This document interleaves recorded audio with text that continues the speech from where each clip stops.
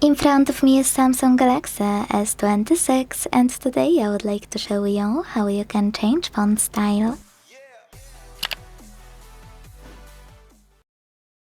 First of all, go into Settings, then scroll to click on Display and scroll again to select Font Size and Style. Now tap on Font Style here. Select one of those, click on it, and this way apply it. Or click on Download Fonts. Install any of those you like the best. Let's go with one of the free ones. Click on it and hit Install, or use Side button.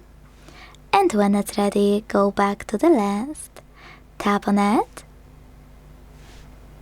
And go back again. Thanks so much for watching. If you enjoyed this video, leave a like, comment and subscribe. Bye!